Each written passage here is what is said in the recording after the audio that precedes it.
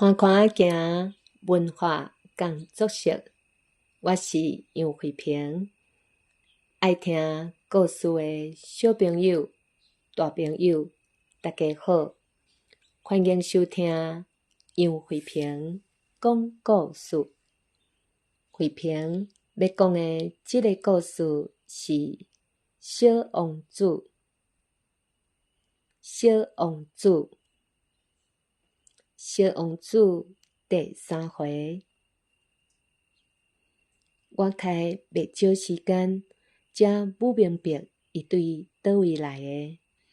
小王子虽然问我诚侪问题，还毋过伊拢毋捌回答我问伊的问题。是我家己伫阮开讲的时阵，看斗起来的。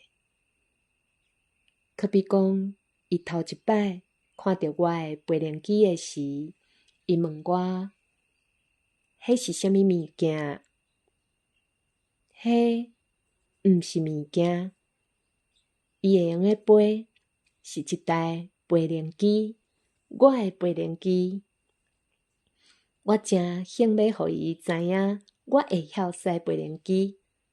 伊煞讲：“啥？你是对天顶跋落来的哦？”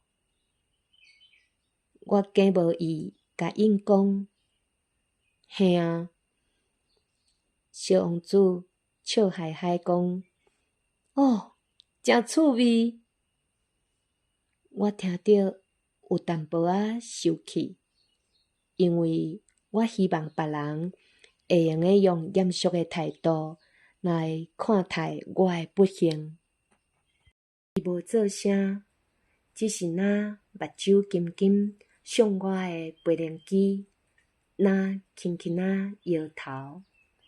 伊讲：“嘛对啦，坐伫飞轮机顶悬，你是无可能对诚远的所在来的。”讲完即句话，伊恬恬无阁讲啥。我嘛毋知影伊伫咧想啥。尾啊，伊对落地仔内摕出我画互伊的绵羊，哪看绵羊，哪想代志。我真好嫌小王子讲的迄句别个星球，因为安尼我拍拼要知影事实。小王子，你是对倒位来的？你伫咧讲的我住的所在是伫倒位？你要甲绵羊带去倒位？伊无声无说。我嘛恬恬仔等待。等伊搁开喙的时，伊讲：“你予我的即卡箱仔有一部好，暗时会用当做绵羊的厝。”“对啊，假使你乖乖听话，我阁会用帮你画一条绳仔。若安尼，你就会用甲绵羊绑咧。我会用阁画一节条仔，互你甲绵羊绑踮条仔顶。”小王子敢若去互我讲的话吓惊着。甲绵羊绑踮条仔顶，你哪会想要安尼做？